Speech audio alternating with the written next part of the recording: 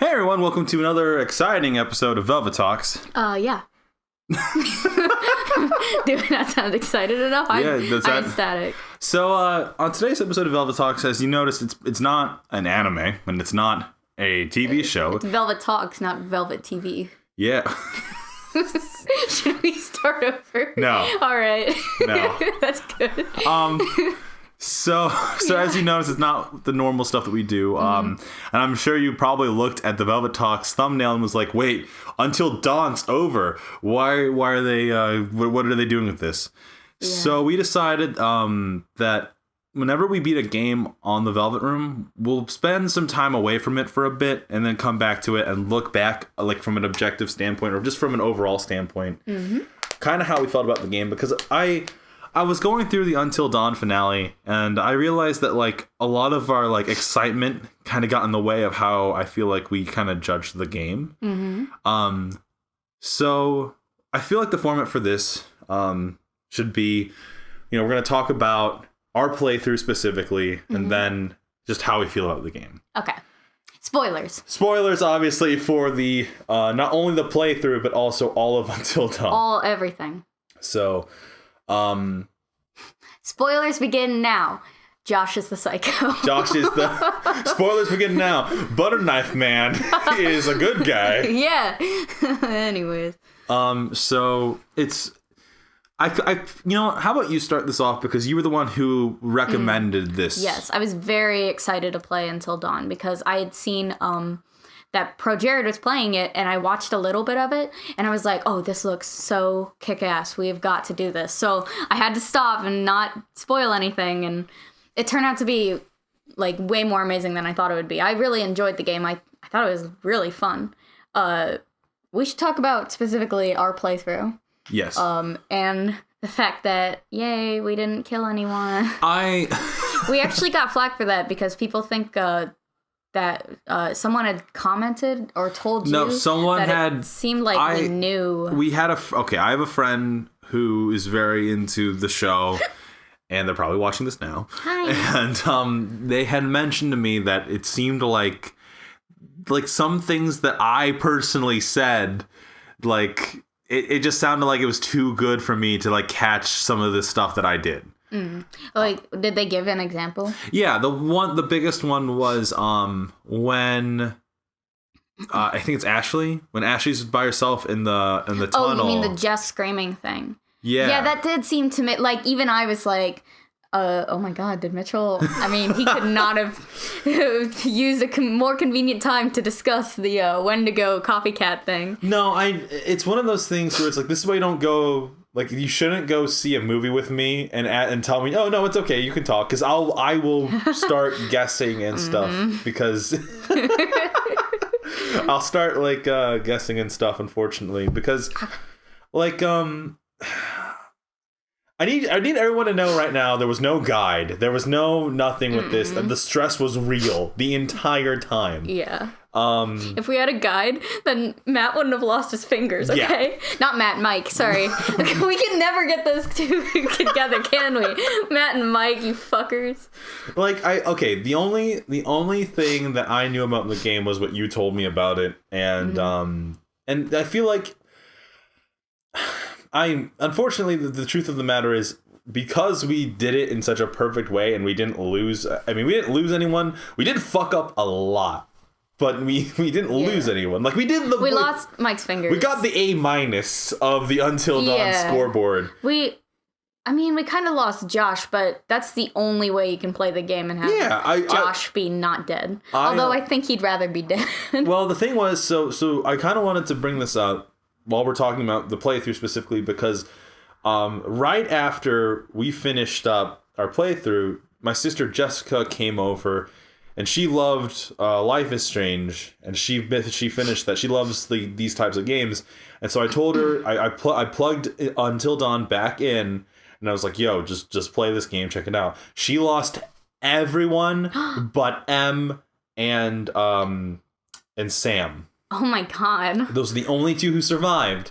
And when I saw her play through it, like, to me, it kind of showed, like, she was playing it in a very specific way, and I don't know. To me, when I was doing this playthrough, I was just trying to think of the characters as in like what would secure their safety. And with Jessica, like watching her play it, it was very obvious that she was just like, she was acting on the impulse of like the responses and stuff. Like, should you, like the first thing right off the bat was but she let Mike see Matt and Em hugging it out, and when she saw them hug, she saw that as a kiss, and so she had Matt like rage out, and that was how did she get people killed? Like, how did she get Ashley killed? Ashley, or Chris? She took the safe way. She took the safe way down, and it took too long, and Ashley got killed. And then Chris died in the explosion. And the thing was like watching her playthrough, it immediately connected to me why, like, it was like, oh yeah, of course, because that's gonna look, now that I see how someone else did this, I can, in my mind, it can now be like, oh wait, this is okay, now this is why I'm getting the flack from my friends, because we did something that I thought we were gonna lose Mike. I thought we were gonna lose everyone, essentially, like throughout the whole thing. And I know this just sounds like, oh, Mitchell's just apologizing for, doing a good job, but I feel like it's more like I understand where people come from now. Yeah, it looks kind of bad, but we promise we didn't know. You have to take our word for it. We're sorry if you wanted to see death. We didn't know. I feel like, well, and that's the thing. So we might as well announce it now. Because, yay! We are working on a second Until Dawn tragedy run. We're calling it Bad End. And the idea is that it's going to be a very humorous, dark humor-esque look at all the characters getting the worst possible Mitchell's endings. Going to purposefully choose all the dumbest decisions. It's the only way to balance out our run, and then we have to make the Nega run. Yeah, the Nega run. Like, we have to do the run where one step forward, two steps. We are and the best part about that run though is that we're having a blast recording it because we've already done the good stuff. Yeah. So look forward to that sometime in the near future. Unfortunately, that's going to be super edited down. It's going to be more like a compilation of all of the funny moments, our bullshit, dumb choosings. I'm not going to make them sit through another 15 episodes. Yeah, that'd be silly. Like, you guys know what it is. So. Yeah. So that being said, I mean that's the elephant in the room with our playthrough. I super loved our playthrough. Yeah, I thought it was really fun. I had fun. We discovered, like, I feel like it was interesting because I wouldn't have discovered half the clues. I would have just powered through that if you weren't. Mitchell has no idea how to play exploring games. You're supposed to go everywhere you know you're not supposed to go. Okay, so but there's a difference stuff. Because we're doing a show. No, you gotta find the stuff, especially when it's like predictions of the future. I don't want a 40-minute episode of Until Dawn where it's Matt walking around the asylum looking for clues. Which one did I say? Matt. Shit. Okay, well, fine, be that way. But yeah, it would have sucked if we just spent an entire episode looking for shit. Like, I mean, don't get me wrong. Like, there's Let's Players who do that. I don't know. I personally felt that it's kind of like I hate saying it like this. It's Life is Strange trained me to, like, not look for shit. Like, really? Because in Life is Strange, all I want to do is look for shit. When both you and Strider were by my side, and one person was telling me to keep going, and the other one was like, "Look for clues." Sorry. No, it's fine. Life is Strange. I'll never forgive myself. That's a Velvet talk for another day. So Until Dawn. Now that we've gotten the kind of the playthrough out of the way, is there anything you want else to say about the playthrough besides Butterknife Man? It was a really great game in terms of horror games. I really thought so. I was scared a lot. Mitchell was obviously scared because he screamed a couple times. And that was cute. Oh God. Yeah, it was cool. It was creepy. It really made you feel scared and alone a lot. As someone who is not really into horror films but understands a bit of it, like I can understand like the basic formula for them. And appreciate. I mean, I don't watch horror films because I don't see myself spending money on something that's purposely going to scare me. Yeah. But for someone like whenever I see whenever I would hang out with friends, like when I was in high school and when I was a little bit in college, we'd see movies like Saw or like gory ones, and I feel like as long as you have a basic understanding of how horror movies work, you can get through this game just fine. Yeah. Like, don't escalate stuff. Don't make it don't make a big deal of small stuff, because that's the big problem with teenagers. In all horror movies, Yeah. As long as you know the tropes, you'll be fine. Yeah, if you're a fan of good horror movies, then you'd be a fan of this, because it doesn't rely on cheap jump scares. You say that. That's what scared Mitchell, but it doesn't rely on cheap jump scares. It doesn't mean it doesn't have a jump scare or two. I mean, come on, it's a horror thing. It has to have at least a jump scare, but it doesn't rely on that. It does really well making you feel like you're being hunted. So, you go through and something's watching you. You can hear the growls and screams of the Wendigo. And then when you're actually running from the Wendigo, it moves so fast, and the camera will cut to the Wendigo and it's really coming at you, and that thing's got a face to it was very disturbing. A face looking. only a mother would love. Yeah. And it's scary. It's cool. The moment that I feel really captured, the final moment in the game is kind of what made this the game is scary, but it's not scary enough where it's not like Silent Hill. Yeah, where you're not it's gonna psychological have horror all and your it's gonna- lights on. It's gonna fuck with you for years. Mm-hmm. This is one of those fun kind of horror games where it's because let me put it this way: we've talked about playing horror games on the show before.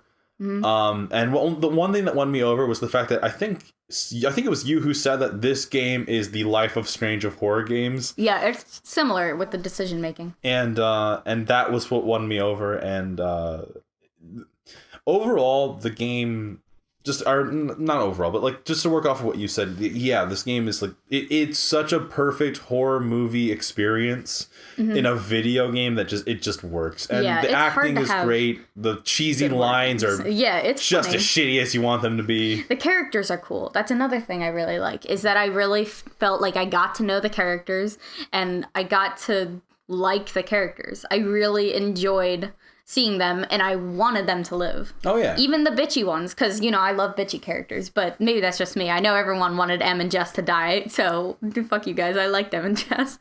But, so that was cool. So there's really that, too. You don't want to lose anybody. So you're really frantically trying to not get anyone dead. I one of the things that I really enjoyed about the game overall was that it... When it is revealed that Josh is the psycho, mm-hmm. For me at least, it felt that Josh is the psycho, but there's clearly something else going on, and having the reveal that Josh is the psycho, but also that should have been the ending of the movie. If this was a horror movie, that would be the end of the movie. Haha, I was the horror guy all along. Everyone hates you now, yay. But because it's a game, it's allowed to have more time, and because it's a game, then you get the Wendigos, then you get the real ass situation that's going on. Mm-hmm. You get all the clues and finding out what's happening. That shit's awesome. Finding out these Wendigos you have are to put the pieces together yourself, because before the old guy tells you about the Wendigos, you find things that allude to some sort of cannibalistic creature roaming the forest, like the deer. Yeah, stuff like that. Or just when Jess gets taken, you can see the bony stuff. It definitely doesn't look human, and you're like, well, what is this? What's happening? Josh, that's what it is. It's just Josh. It's Josh, but it's not. And I feel like that's just kind of, it's this really interesting setup for it's just such a wonderful game. I'm so happy that a game like this can be made. And I remember no one talked about this game at all until it came out. I had no idea until I'd seen a couple Let's Players had posted it. I'm not actually sure when it was released. No one knows. No one knows. It's part of the mystery. It just happened one day. God damn. But yeah, so as far as horror games go, I feel like this is one of the... It's not gonna scare the shit out of you. It will sometimes. It's not, like I said, it's not gonna make you keep all your lights on at night because you're just so scared. but it's in the moment scary. You know, you're running and your adrenaline's pumping because you feel like you're there. You're being hunted. It's really creepy that way. Especially in that final hour. Yeah, when there's like a billion Wendigos after you, and then that's just that whole, just all the end game is just it's such a good. You know, that's another really thing I appreciate about it.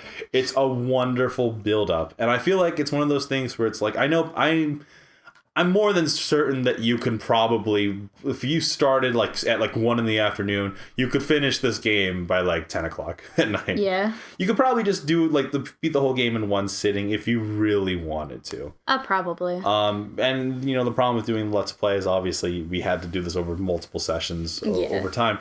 But that being said, you know, it's also one of those things where, like the build up, just throughout the game, like, you know, you're dealing with like basic stuff like, oh, I'm gonna throw snowballs at you, ha ha ha, this is all fun. Oh, let's party like porn stars, ha ha, let's go in the lodge. There's like jump scares here and there, and just the build up of not only the scares but of like how you're having to interact with like the quick times and stuff, and how you're having to do everything. It's just it's such a good game. Such a good game. Yeah. It's god, it's awesome. That being said, this is the one problem I do have with it, unfortunately, and that is because we're doing our second playthrough where we're doing the bad end playthrough. Yeah. I don't see myself playing this game like ever again. Yeah, I guess after you've saved all the characters, it's not really worth replaying, I guess. But if you're someone who loses a bunch of characters, like the first time you play it, then of course you'll want to play it more. But I mean, that's kind of like reading a book, though. You don't want to read the book over and over and over again. You read it, and then a few months later, you read it again. Right. Like it's one of those things where it's like I don't get me wrong. Like I don't feel like I would have touched this game if I wasn't doing the channel to be on, and that's only because I'm not into horror. That's not my thing. But I am glad I did touch this game. I think I made a comment at the end of the playthrough where I was just like, yeah, I'm just gonna sell this to you. It's one of those games where it was cool to show to my sister. Don't get me wrong. I just feel that, you know, it's one of those, I keep saying it's one of those things. It's one of those things. It's just, I feel personally that I will probably just end up giving it to you at some point or another. I'll buy it. I already spent $10 on it. There you go. So yeah, any final thoughts on Until Dawn? It was good. I recommend. A lot. Big time. If there is a sequel, God, I hope that it does not involve the same cast of characters, only because that'd be kind of annoying. It'd be cool to see a new set of characters and not Wendigos. Let's not do Wendigos again. Let's do a different setting. How about that? Just do totally different stuff. It wouldn't be much of a sequel then. Has to tie in. Well, somehow, it could be a spiritual successor. Yeah, not necessarily. So. Yeah, I'd love to see stuff made by these people again. Yeah, Supermassive Games. Yeah, do more. Yeah. All right. All right. See you guys. Yay. Bye.